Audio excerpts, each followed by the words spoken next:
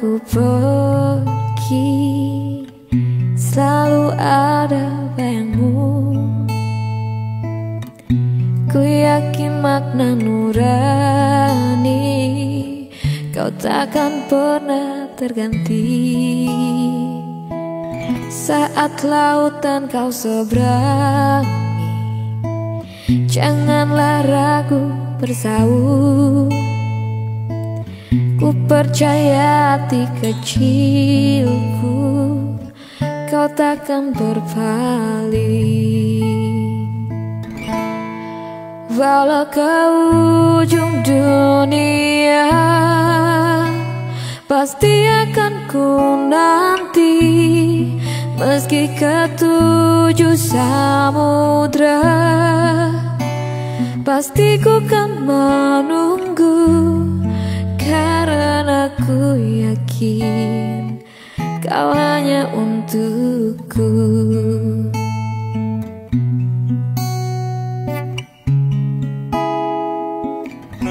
Kemana langkahku pergi, selalu ada bayangmu. Ku yakin makna nurani kau takkan pernah terganti. Pandanglah bintang berpijar, kau tak pernah tersembunyi. Di mana engkau berada, di sana cintaku. Walau ke ujung dunia, pasti ku kan menanti. Meski ke 7 samudra, pasti ku kan menunggu. Walau ke ujung dunia, pasti akan ku nanti. Meski ke 7 samudra, pasti ku kan menunggu. Karena ku yakin kau hanya untukku. Karena ku yakin kau hanya untukku.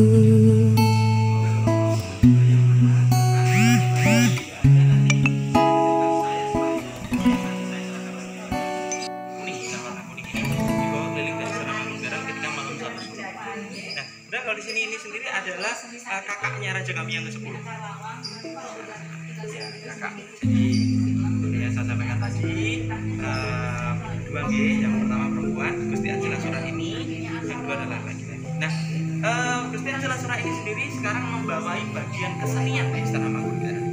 Jadi bagian kesenian tarian dan yang bersifat kesenian itu di bawah naungannya beliau ini, tapi raja ini berkuasa penuh atas kerajaan. Nah, ruangan tadi yang itu terus sebelumnya mulai dari pendopo, kemudian yang kedua, kemudian yang ketiga yang ditutup tadi, baru setelah itu keluar di sini dari ke taman ini. Tapi karena memang di situ ditutup, memang harus kita lewat samping seperti yang kita lakukan. Nah, yang boleh masuk ke sana yang tadi, yang mbahnya yang barusan sudah lihat bagaimana mbahnya tadi. Dan mbah-mbahnya itu kalau pas tidak ada ritual sesaji, itu sambilannya beliau itu membuat ramah tradisional seperti itu. Bekas tidak hanya di wajah, itu bekas lukanya kayak bekas di kaki, bekas luka apa, jatuh gitu. Iya, itu beda harumnya saja sih. Biasanya ada jasnya tapi sudah habis. Oh, sudah habis. Tinggal rempah susu sama 125. Assalamualaikum warahmatullahi wabarakatuh. Sampurasun. Apa kabar dulur-dulur baraya warga negara Indonesia? Tetap semangat di backpackeran akhir tahun 2023. Mungkin video ini setelah tayang di pertengahan Januari 2024. Waduh.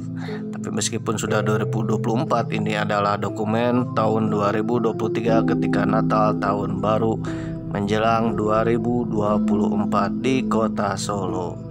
Kebetulan Mamang masih di Pura Mangkunegaran, masih keliling-keliling di Pura Mangkunegaran. Kali ini kita akan memasuki Keputren dan taman yang ada di Pura Mangkunegara ya. Kalau tinggal di sini lama-lama betah ya. Ya iyalah, betah kan indah. Apalagi di sini terdapat banyak sekali dokumen foto-foto keluarga Raja Kanjeng Gusti Pangeran Adipati Aryo Mangkunegara ke-10 yang sekarang menduduki tahta pemirsa, dan katanya belum nikah. Waduh. Jadi para ladies ya, jalan-jalanlah ke Mangkunegara ya, siapa tahu jodohnya Kanjeng Gusti. Waduh, tidak ada yang tidak mungkin. Pangeran Charles aja ya dapat jodohnya Putri Diana. Banyak raja-raja di dunia ini dapat jodohnya ya, ternyata jodohnya ada di kalangan rakyat biasa ya, mirip-mirip film Cinderella pemirsa. Waduh. Selain itu, bagi pemuda juga ya, bagi pemuda yang masih sendirian, jalan-jalanlah ke Mangkunegara ya, siapa tahu dapat putri raja, putri keluarga Raja Mangkunegara. Tidak ada yang tidak mungkin. Salah satunya adalah Ibu Tin Soeharto dengan Pak Harto. Pak Harto anak petani, Ibu Tin keturunan Mangkunegara ketiga. Kok bisa ya Ibu Tin mendapatkan jodoh anak petani? Ya itulah yang namanya jodoh pemirsa. Bahkan dalam catatan sejarah ada putri raja Mangkunegara ke-7 yang bernama Gusti Nurul. Ini Kanjeng Gusti Nurul ini putri raja yang diperebutkan oleh banyak tokoh, banyak bangsawan, bahkan banyak raja-raja yang ingin mempersunting.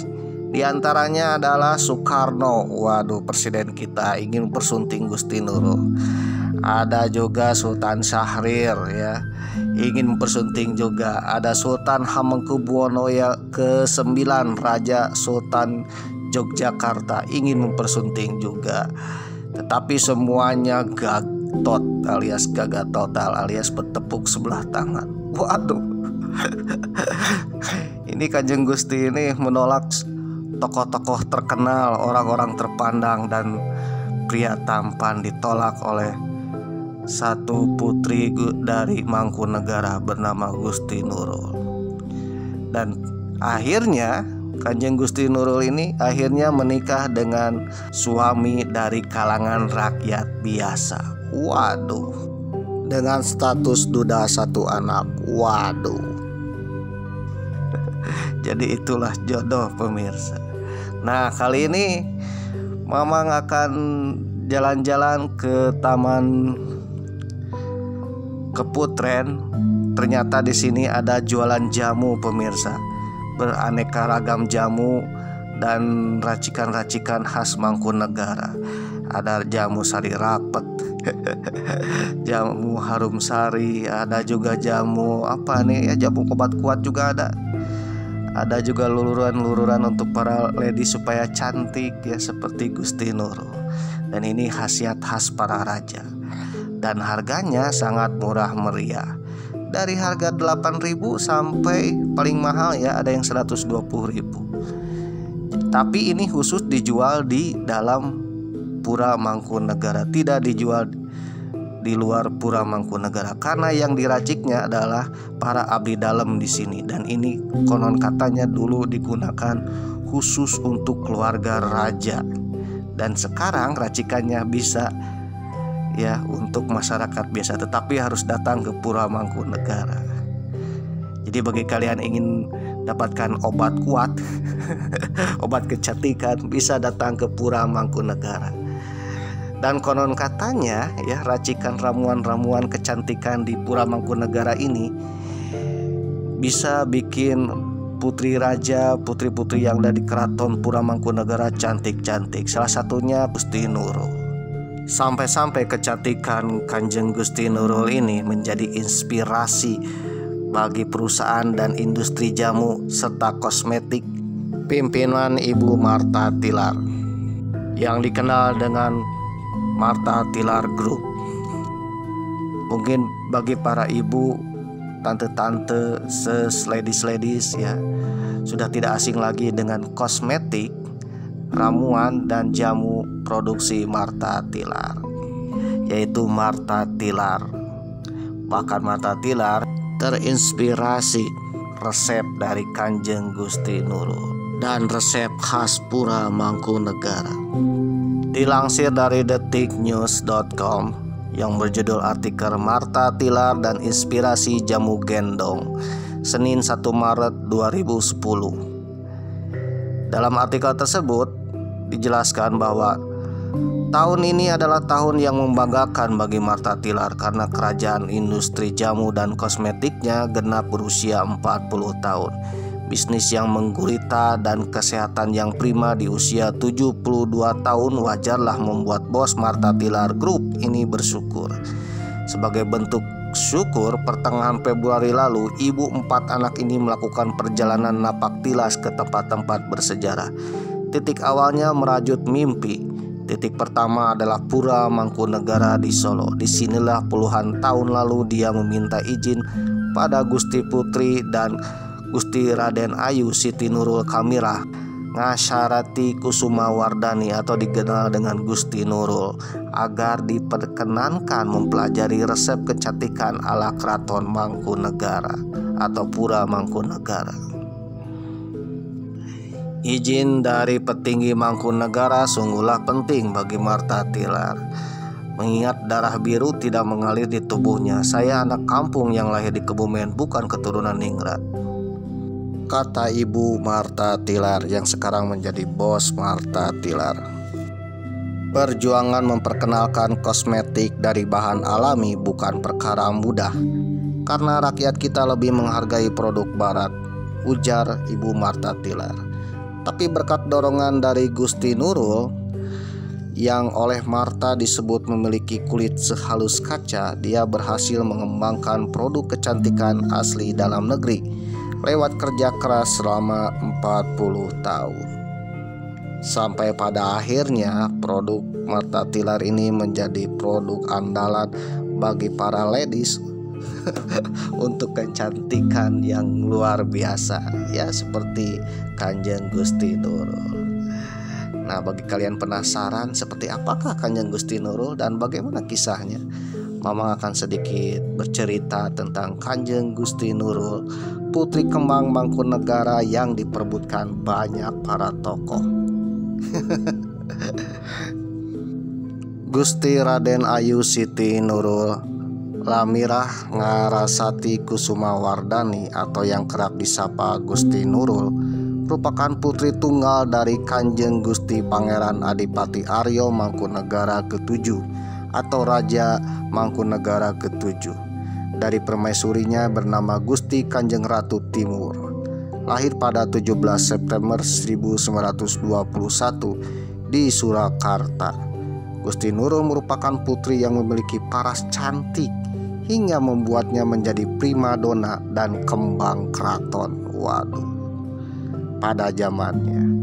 Namun tak hanya cantik paras saja yang beliau miliki, kemahiran dalam menari pun mengantarkannya untuk menari di Belanda pada usia 15 tahun untuk dipersembahkan sebagai kado pernikahan Putri Juliana.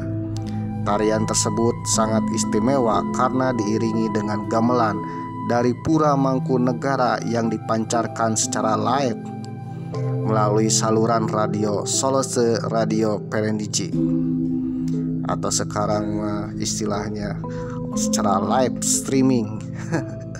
Tak hanya cantik, Gusti Nurul juga merupakan seorang yang jago memanah, bahkan berkuda, dan jago bermain pedang. Waduh, ini suatu kebiasaan bagi darah Mangkunegara, di mana darah Mangkunegara ini adalah darah dari Raden Mas Said yang terkenal dengan Pangeran Samber Nyawa. Oleh karena itu keturunannya pun ya ada darah-darah kemiliteran, pemirsa. Selain itu pandai dan berpendidikan. Oleh karena itu beliau pun pernah menolak pinangan beberapa tokoh besar di Indonesia, di antaranya Insinyur Soekarno, Sultan Syahrir, Sultan Hamengkubuwono ke-9, dan juga Kolonel GVH Jatikusumo. Waduh, ini gimana nih, tampan-tampan, punya jabatan, punya tahta, kok ditolak? Ya itulah yang namanya jodoh pemirsa. Konon hal ini karena prinsip kuat yang dimiliki Gusti Nurul, tidak mau dipoligami. Waduh. Dan pada akhirnya hati Gusti Nurul berlabuh kepada pilihannya sendiri, yaitu Kolonel Militer Raden Mas Suryo Suyarso, atau perwira TNI Angkatan Darat biasa dari kalangan rakyat biasa. Waduh. Cinta ditolak, dukun bertindak. Maaf. Cinta ditolak, ternyata para petinggi, tokoh-tokoh terkenal seperti sultan dan juga presiden itu merana ketika ditolak oleh Gusti Nurul. Dalam artikel kisah Gusti Nurul wanita istimewa yang menolak cinta Soekarno yang dilansir dari Kompasiana tanggal 14 Februari 2021, Soekarno bahkan disebut melakukan berbagai cara untuk memikat Gusti Nurul. Presiden ke-1 RI itu pernah mengundang Gusti Nurul ke Istana Cipanas untuk makan bersama. Selain itu, wajah Gusti Nurul diminta Soekarno untuk dilukis, Basuki Abdullah untuk dipajang di kamar kerja Presiden di istana. Sayang, rayuan dan usaha para tokoh nasional seperti Bung Karno itu tidak mampu meluluhkan hati wanita ini. Waduh, padahal Bung Karno ini terkenal bisa menaklukkan banyak wanita pemirsa. Tapi untuk urusan dan menghadapi Putri Mangkunegara ini, Presiden Soekarno takluk. Dalam buku yang berjudul Gusti Nurul Strevenar Geluk atau Mengejar Kebahagiaan karya Uli Hermono, Gusti Nurul menyatakan hal itu dengan begitu jelas. Seandainya pun dulu ia langsung melamarku, problemnya akan sama dengan yang dihadapi Sultan Syahrir. Sebagai tokoh PNI tak mungkin ia menikah denganku, dan yang terpenting aku tidak mau dimadu. Ya, ia memang bukan jodohku. Jadi intinya seandainya Gusti Nurul ini menikah dengan Bung Karno, bisa jadi Gusti Nurul ini adalah First Lady alias ibu negara, menjadi ibu negara Republik Indonesia. Namun sayangnya Gusti Nurul menolak. Selain itu, seandainya Kanjeng Gusti Nurul ini menikah dengan Sultan Syahrir yang waktu itu menjadi Perdana Menteri Indonesia, mungkin jadi ibu Perdana Menteri pemirsa. Tapi sayangnya menolak juga. Waduh. Berbeda dengan alasan penolakannya terhadap tokoh politik seperti Soekarno dan Sultan Syahrir, untuk Sultan Hamengkubuwono ke-9 alias Sultan Yogyakarta, Gusti Nurul juga menambahkan alasan yang lebih spesifik, yakni dia tak mau menyakiti hati istri yang lain. Waduh, yang namanya Sultan pasti banyak istrinya pemirsa. Dan apabila kita berandai-andai Gusti Nurul menikah dengan Sultan Hamengkubuwono ke-9, mungkin Gusti Nurul adalah permaisuri Raja Kesultanan Yogyakarta. Namun sayangnya Gusti Nurul menolak ya.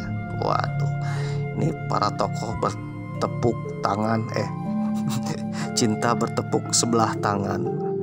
Baru ku sadari cintaku bertepuk sebelah tangan. Gusti Nurul pun memutuskan menikah dengan Kolonel Suryo Sularso pada 24 Maret 1951 ketika dirinya berusia 30 tahun. Ada kisah menarik sesudah Gusti Nurul menikah lalu bertemu dengan Soekarno. Ketika keduanya bertemu, Soekarno masih juga menggoda Gusti Nurul. "Aku kalah cepat dengan suamimu." Waduh, ungkap Bung Karno dalam buku Gusti Nurul Strevenar Geluk, Mengejar Kebahagiaan karya Uli Hermono. Setelah menolak cinta para pria idaman mulai dari Sri Sultan Hamengkubuwono ke-9 hingga Presiden Republik Indonesia yang pertama yaitu Soekarno, Gusti Nurul akhirnya memilih menikah dengan Raden Mas Surya Suyarso. Duda satu anak. Waduh, Surya Suyarso ini adalah duda satu anak berpangkat kolonel TNI Angkatan Darat. Waduh, akhirnya dimenangkan juga oleh duda. Keduanya memilih hidup di luar istana dan pindah ke Jakarta. Kehidupan di luar istana dan hidup sebagai rakyat biasa juga menarik untuk dikisahkan. Seperti yang diceritakan oleh Gusti Nurul dalam buku yang berjudul Gusti Nurul Stefan Narjeluk, Mengejar Kebahagiaan karya Uli Hermono. Gusti Nurul meninggalkan komplek Istana Mangkunegara dengan halaman yang luas, bangunan besar yang cantik, meninggalkan abdi dalam yang begitu setia, meninggalkan suasana karismatik dan upacara-upacara tradisi untuk mengikuti tugas suami dan tinggal di rumah dinas TNI Angkatan Darat di Jakarta. Akhirnya Gusti Nurul itu meninggalkan Istana Pura Mangkunegara dan hidup bersama suaminya. Kemana suami pergi untuk berdinas, Gusti Nurul ikut mendampinginya. Nah, itulah sudah cantik ya, setia, mantap. Keturunan raja lagi. Waduh. Mereka tinggal bertiga, Gusti Nurul, suaminya, dan anak angkatnya yang berusia 8 tahun bernama Sularso Basara. Jika ditanya soal luas halaman dan besar bangunan rumah dinasku, sama sekali tidak seberapa dibandingkan dengan Pura Mangkunegara. Tapi aku merasa kedamaian dan kebebasan sejati di sini, ucap Gusti Nurul, yang dikutip dari buku Gusti Nurul Stefan Narjeluk. Dia mengaku begitu beruntung mendapat suami Mas Yarso, panggilan akrab suaminya. Panggilan Gusti Nurul kepada pujaan hatinya. Alasannya karena Mas Yarso tak rewel apalagi soal makanan. Dia juga merasa nyaman dengan lingkungan barunya dan mulai menikmati hidup menjadi rakyat biasa. Aku mulai mengenal ruang lingkup pekerjaan suami dan sebagai istri tentara, dan aku aktif mengikuti organisasi istri tentara. Aku begitu menikmati kegiatan baru ini. Aku diperlakukan sama dengan istri prajurit yang lain. Tidak ada lagi yang memanggilku Gusti. Yang ada hanya Ibu, Jeng, atau Mbak Yu, kata Gusti Nurul dalam bukunya. Dikutip dari detiknews.com, Gusti Nurul mengungkapkan suaminya adalah seorang muslim yang taat beribadah. Setiap pagi selalu mengajak anak-anaknya sholat.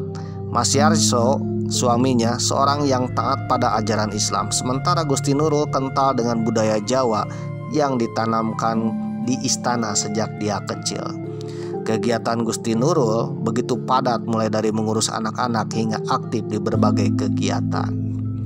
Dikutip dari detiknews.com, tahun 1998 aku mendapat anugerah Citra Wanita Pembangunan Indonesia dari Menteri Negara Urusan Peranan Wanita Republik Indonesia, Ibu Min Sugandi. Penghargaan ini aku berikan pada keluargaku. Sebagai wanita Jawa, tentu aku mengutamakan bakti pada keluarga. Gusti Nurul tutup usia Selasa 10 November 2015 pukul 8.20 waktu Indonesia Barat di Rumah Sakit Bromius, Bandung. Dia mengenapkan usia hingga 94 tahun dengan meninggalkan 7 orang anak, 14 cucu, dan 1 cicit, dan dimakamkan di Solo. Oke, Backpacker Mania, jadi itulah cerita tentang Kanjeng Gusti Nurul, ya, kembang Pura Mangkunegara yang diperebutkan oleh tokoh-tokoh terkenal dengan jabatan-jabatan tinggi. Tapi meskipun diperebutkan, Gusti Nurul punya prinsip. Nah, prinsip itulah yang membuat kecantikan itu bukan sekedar dari wajah saja yang glowing, tubuh seksi, tetapi kecantikan dari dalam, yaitu prinsip seorang wanita. Waduh.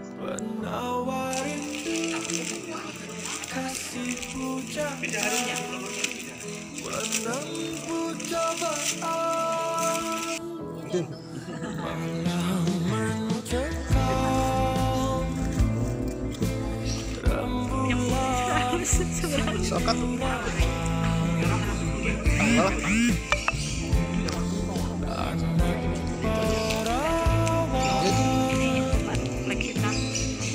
Suka minum mata. Suka minum mata. Oh guys, kita